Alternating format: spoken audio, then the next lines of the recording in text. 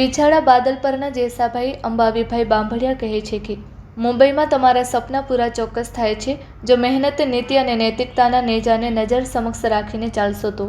રાપરના ધારાસભ્ય શ્રી વિરેન્દ્રસિંહજી બહાદુરસિંહજી જાડેજાની કાર્યપ્રણાલીની ભારોભાર પ્રશંસા કરે છે આ પાટીદાર પુત્ર.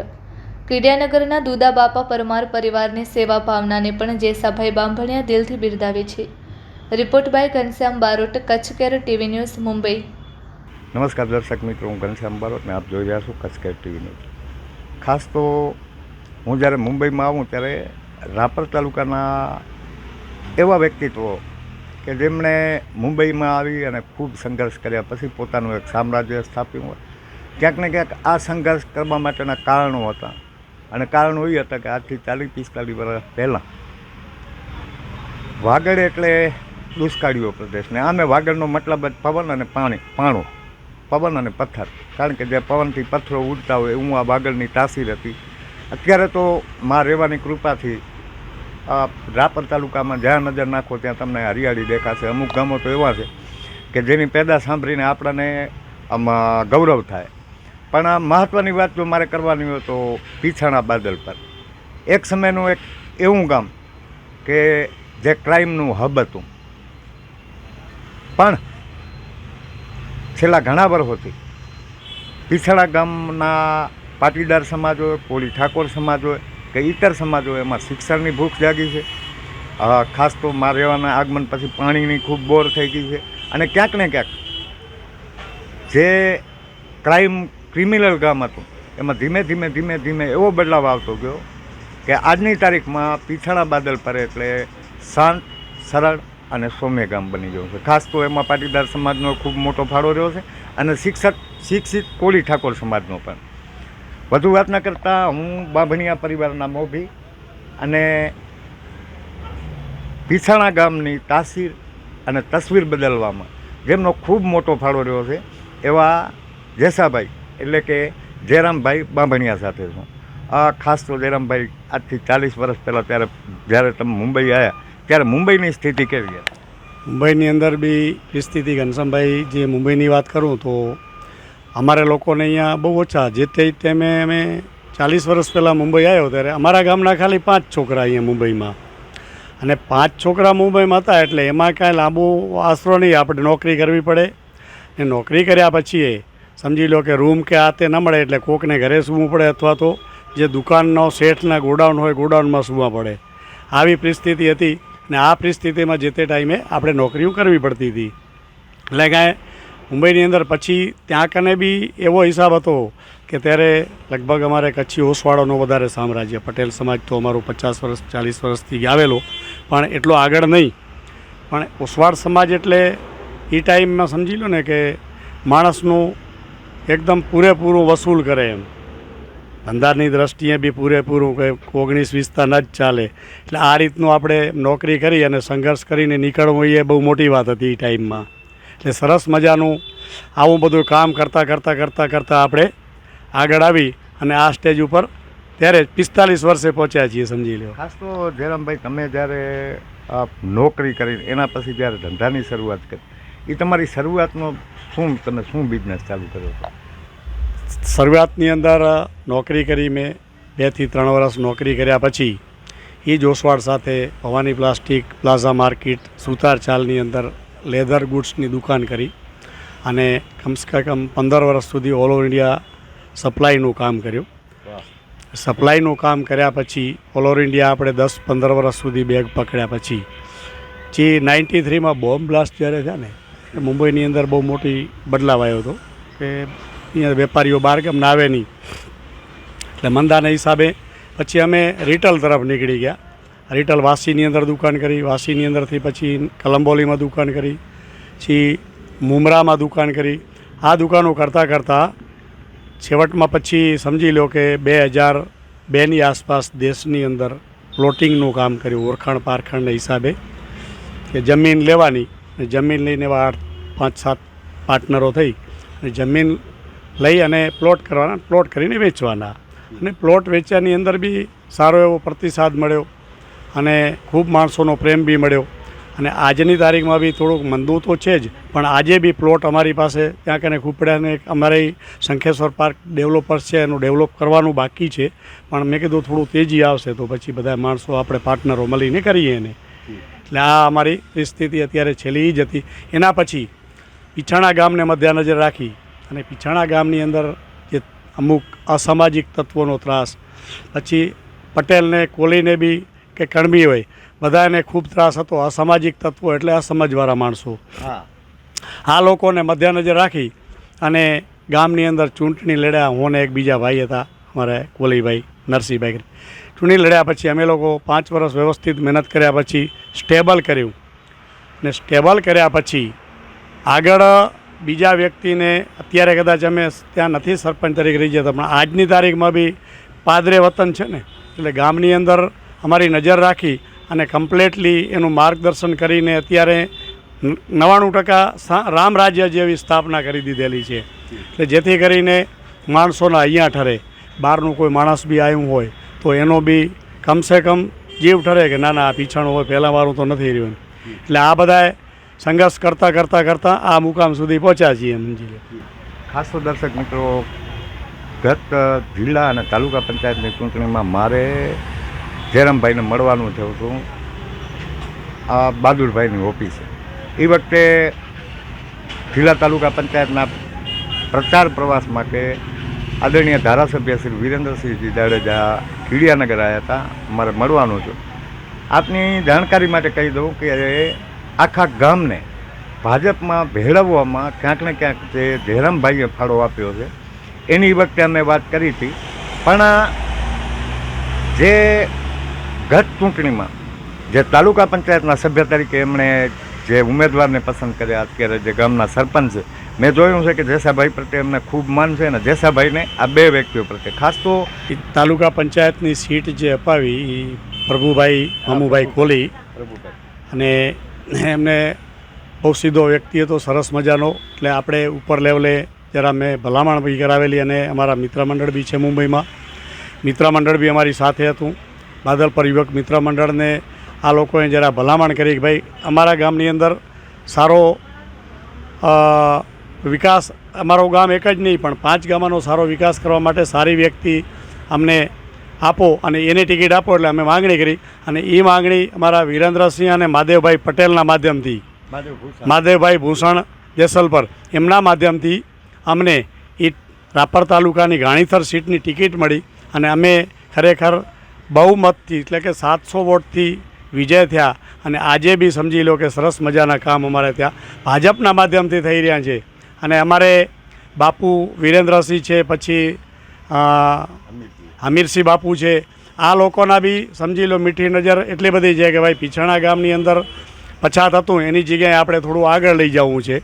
આ હિસાબે એમણે બી ખૂબ મહેનત કરેલી અને આ હિસાબે અત્યારે સમજી લો ને રામ રાજ્યની સ્થાપના કહીએ તો અમારે કહી શકાય આવું થઈ શક્યું છે સમજી લો. ખાસ તો દર્શક મિત્રો હું આપને જણાવી દઉં, જ્યારે વાત દુદાબાપા પરિવારની આવતી હોય ને ત્યારે આ પરિવારની જે લોકલાગણી છે એ અત્યારે આપણે જોયું કે લગભગ ગુજરાત રાજ્યમાં બીજા ક્રમે આશાબાઈ યુવરાજસિંહ પરમાર આખા તાલુકા જિલ્લા પંચાયતની ચૂંટણીઓમાં બીજો ક્રમ, એટલે કે 5000થી પણ વધુ મતથી એમણે જ્યારે લીડ મેળવીને જીતે હોય જિલ્લા પંચાયતમાં, ત્યારે એ પરિવારની લોકલાગણી તો હોય જ. અને ગત ક્રમમાં તો અજીતસિંહભાઈ કોંગ્રેસમાં હોવા છતાં ચૂંટાઈ ગયા હતા. એટલે આ પરિવારની પણ લાગણી. જેસાભાઈ, અહીંયા નાલા સોપારા આવવાનું ક્યારે બને? નાવાલા સોપારા 2024માં મારા મોટા ભાઈના છોકરા છે. તો હું એકચ્યુઅલી કામનું જમીનનું ને એ બધું કરતા ને એની અંદર ઠંડુ હતું, તો મને કહેવાય ઠંડુ જમીનનું છે તો તમે હવે સારી દુકાન જોઈ બેસો. છોકરાએ આપણાને વ્યવસ્થિત રીતે મદદ કરી, બધી દુકાન ગોતી આપી. મને કે બેસો ને બેઠા પછી ગાર્મેન્ટ સપ્લાયનું ગુરુકૃપા ધાગા હાઉસ અત્યારે ચલાવું છું નાલા સોપારામાં. સરસ મજાનું કામ છે, કોઈ જાતનું ટેન્શન નથી. સરસ મજાના અહીંયા બહુ કારખાના બી બહુ છે, ગાર્મેન્ટનું હબ છે બીજી ભાષામાં. એટલે અહીંયા અત્યારે છેલ્લે હવે સીટ પકડી છે. આ સીટ હવે લગભગ 99% આવા બધા વડીલોના આશીર્વાદથી સીટ કાયમ માટે ટકાવી રાખવી છે. એવા ઘનશ્યામભાઈને કે અમારા જે હેતુ સંતોષીને મિત્રો વર્તુળ છે એમને બી પ્રાર્થના કરું છું કે મારા માટે ભગવાનને પ્રાર્થના કરે કે સરસ મજાનો અત્યારે સીટ મળી છે, આ સીટ જળવાઈ રહે. પણ જયરામભાઈ, ખાસ તો 2027 બહુ નજીક છે. વિધાનસભાની ચૂંટણીઓ નજીક આવે છે. જિલ્લા પંચાયત અને તાલુકા પંચાયતમાં ભાજપે જેને કહેવાય કે આ સુપડા સાફ કરી નાખ્યા. તમને 2027થી પહેલાં આપણે જ્યારે આગળ નીકળ્યા છીએ ત્યારે સાહેબ આજે 42 ગામો જે નર્મદા કમાનની બારે હતા, અત્યારે 42 ગામો નર્મદા કમાનની અંદર આવી ગયા છે. એટલે કે લગભગ રાપર તાલુકાના 42 અને 17 ભચાઉ તાલુકાના, એટલે ટોટલ એમ કાંક 50 કે 53 ગામડા એવા થાય છે કે જે નર્મદા કમાનની અંદર આવી જશે. એટલે બાપુએ જે કામગીરી કરી એની મુંબઈમાં ખરેખર ને મુંબઈના પાટીદાર સમાજમાં શું ઇમેજ છે? ખરેખર આદરણીય વિરેન્દ્રસિંહજી જાડેજાએ જે કાર્યવાહી કરી છે, આ કાર્યવાહી જેમ આપણે નર્મદાનું જે કોંગ્રેસ વખતે મોટી વાત કરીશ, જે વન વિભાગ થ્રુ અટકેલું હતું જે નર્મદા કેનાલ કચ્છમાં લઈ આવવા માટે, એમ 42 ગામના કામ અટકેલા પડ્યા હતા. આદરણીય વિરેન્દ્રસિંહજી જાડેજા જે આવ્યા અને એમણે અથાગ મહેનત કરી અને 42 ગામડાઓને જેમ નરેન્દ્ર મોદીએ ઘરોઘર નળ પહોંચાડ્યા ને, એમ ગામો ગામ પાણી નર્મદા માતાના નીર પહોંચાડવાની જે એમણે ખરેખર એમ બીડી છે ને, એના હિસાબે કદાચ 27ની ચૂંટણીનો પ્રશ્ન જે આપે કર્યો છે ને, તો એની અંદર કદાચ 50-50નું કાંઈ ઉપજે નહીં સાહેબ. 100%ની વાત છે. અને કમળ ખીલે એટલે ખીલે, કારણ કે એની મહેનત છે ને. જાડેજા સાહેબની 101% મહેનત છે સાહેબ. 99% ન કહીએ આપણે, 101% એમણે મહેનત કરી, ઉપર લેવલે બધી રજૂઆતો કરી અને આજે 42 ગામ રાપર તાલુકાના જેને કહેવાય ને કે નેવાનું પાણી મુભારે ચડાવવું, આવા ગામડાની અંદર જો પાણીની સિંચાઈનું લઈ આવતા હોય તો એવા ખરેખર આદરણીય ધારાસભ્યને ખરેખર હું સલ્યુટ કરું છું એમ કે આવા. ખાસ તો હું હજી તમને એક વાત જણાવી દઉં. અમારો પ્રાથડ વિસ્તાર એટલે પાણી વગરનો વિસ્તાર, એમાં કોઈ તમને સૂકી ખેતી જતી 99%. આજે સર 720 કરોડના ખર્ચે પ્રાથડમાં શરણ યોજનાનું કામ ચાલુ થઈ ગયું છે. ખડીર એટલે સમજી લો કે અત્યારે તો ખડીર એટલે આખા દેશનું એક એવું કેન્દ્ર, આખા જગતનું એક એવું કેન્દ્ર છે કે આખા વિશ્વની નજર ધોળાવીરા ઉપર છે. અત્યારે તમે કાલ જ મેં એક ઇન્ટરવ્યૂ જોયો મિત્તલબેન પટેલનો. મિત્તલબેન પટેલ એટલે સામાજિક સંસ્થાઓમાં કામ કરે છે. કાલે એ રતનપર ગામમાં રાતે રોકાણા, તે પછી જે એમણે ખડીરની વાત કરી, પણ ખડીરને ક્યાંક ને ક્યાંક જો પાણી પહોંચાડવાનું કામ કર્યું હોય ને, ના 100%ની વાત છે. જંગલ ખાતાની અંદર આપણું અટકેલું પડ્યું હતું નર્મદાનું કામ, એમને એમ અહીંયાના કામ બી ખૂબ અટકેલા હતા, પણ આપણા માન્ય શ્રી વિરેન્દ્રસિંહ જાડેજાના પ્રયાસોથી ખરેખર સોનાનો સૂરજ ઉગાડ્યો છે 42 ગામ માટે. તો એટલે એના માટે 27ની ચૂંટણીનો મુદ્દો છે ને, એ તો આપણે ચર્ચાવાની જરૂર નથી. લોકો બધા નજરે જોશે ને સાહેબ, અને નજરે જોઈ જ છે રે આજે બી. અને આજની તારીખમાં રાપર તાલુકાની અંદર વિકાસના કામ એટલા બધા કર્યા છે ને, આપણે પર ડે કરોડો રૂપિયાના કામ ચાલુ છે આજની તારીખમાં. પરજા જે રાપર તાલુકો આપણે 50માં ગણતરી થતી હતી, હમણાં અમે ગઈ વખતે જ્યારે પંકજભાઈએ બી મહેનત કરી હતી આમાં, એમણે ત્યારે અહીંયા હું જ્યારે સરપંચ તરીકે પીછાણા મેં હતો બાદલપુરમાં, ત્યારે અહીંયા કને વ્યક્તિઓને મૂકીને અહીંયા એક મિટિંગ બોલાવી હતી કે ભાઈ રાપર તાલુકો 50 છે તો એને આગળ લઈ જવો હોય તો એક સમિતિ બનાવો મુંબઈમાં અને એને તમે ધક્કો મરાવો એમ. એટલે 50 જે હતો એની અંદર માન્ય વિરેન્દ્રસિંહ જાડેજા ખરેખર ચૂંટાઈ આવી અને આજે આનું કિસ્મત ખોલ્યું છે રાપર તાલુકાનું. હું સાતી ઠોકીને કહું છું એમ કે કિસ્મત એનું હવરું થયું, એની વેદના હતી માણસોની, જે એ વેદનાને વાચા આપી છે ઈશ્વરે આવા આપણાને ઉલઈને એમ. એટલે ક્યાંક ને ક્યાંક આની અંદર સારામાં સારી મહેનત છે અને આપણે મહેનત જે કરી છે એ મહેનત ઉગી છે એમ. માણસોએ જે સાહેબ વિરેન્દ્રસિંહ જાડેજાને જે વોટ આપ્યા છે અને એ મહેનત ઉગી છે એમ. એટલે આવી બધી બાબત હોવી જરૂરી છે. સારા વ્યક્તિને, મારું તો કહેવાનું એક જ છે, સારા વ્યક્તિત્વને ચૂંટવો જરૂરી બને છે આની અંદર. કોઈ બી માણસનું આપણે નામ લેવાની જરૂર નથી, પણ જે વ્યક્તિ ઘરે જ કામ ન કરી શકતા હોય તો બારે શું કામ કરી શકે. એટલે આવા વ્યક્તિઓને લેવાય. અને હજી બી આગળ બી કામ ખરેખર ભાજપ જે છે ને એ આગળ બી ખૂબ કામ કરશે. રાપર તાલુકાને જે 20 વર્ષ પાછળ હતો ને કાંઠાથી, એને 20 વર્ષ આગળ લઈ જવાનું કામ વિરેન્દ્રસિંહ જાડેજા કરી રહ્યા છે અત્યારે. મુંબઈનો પહેલાં જે ક્રેઝ હતો એ ક્રેઝ ચોક્કસ નથી રહ્યો, પણ અહીંયાની જે નવી પેઢી છે, તમે જેટલો સંઘર્ષ કર્યો એટલો એમને સંઘર્ષ કરવાની જરૂર નથી પડી, પણ તે છતાંય તમે કરેલો સંઘર્ષને નવી પેઢીએ જે બેઠા બેઠા એના ફળ ખાધા છે એના માટે નવી પેઢીને શું કહેશો? નવી પેઢી જે ફળ ખાઈ રહી છે અત્યારે એ અમારો સંઘર્ષ તો છે જ, પણ અમારા કરતાં અમારા વડીલોનો સંઘર્ષને પુનરાર્થ મોટું છે. અમારા વડીલોનું જે પુનરાર્થ હતું ને કણબી વાહે કરોડ, એ ગમે એ દેશમાં આજથી 40-50 વર્ષ પહેલાં ગમે એ વાહવાયું આવે, માંગણ આવે, કોઈ રળ્યું ખડ્યું આવે એને આપે.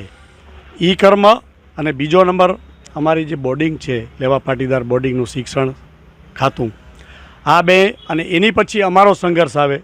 જે અમે ત્યારે શું છે ભૂખ્યા હતા, ત્યારે દેશમાંથી જોઈને જ આવતા હતા.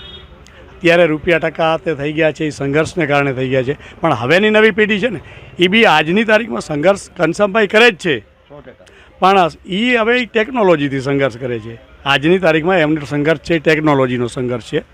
એટલે નવી પેઢી બી સમજી લો આ પેઢીને આગળ લઈ જવાનું કામ કરી જ રહી છે. એમ પટેલ સમાજની એક જ વસ્તુ છે કે એ લોકો અત્યારે બી ક્રેઝ ચાલુ છે, પછી પટેલ સમાજના સંગઠનો બી સારા છે.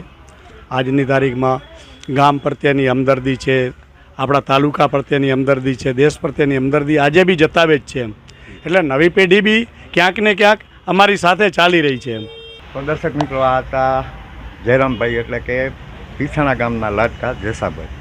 ખાસ તો જેસાભાઈ અંબાવીભાઈ બાંભણિયા પરિવારથી આમે હું રાપર હોય કે મુંબઈ હોય બહુ નજીક રહ્યો છું. પણ કહેવાનો મતલબ મારો એ છે કે 45 વર્ષથી મુંબઈમાં રહેવું, અને તે છતાંય પોતાના વતન ઉપર અને વતનના રાજકારણ ઉપર સતત વોચ રાખવી, એ ક્યાંક ને ક્યાંક જેસાભાઈની અંદર રહેલા એક રાજકીય જીવના સંપૂર્ણ લક્ષણો બતાવે છે. જેસાભાઈને આપણે ફરી એકવાર રાપરમાં મળશું. ત્યાં સુધી એક બીજી પર્સનાલિટીને મુંબઈમાં મળશું. Ghanshyam Barot, Kutch care TV news, Nala Sopara, Mumbai.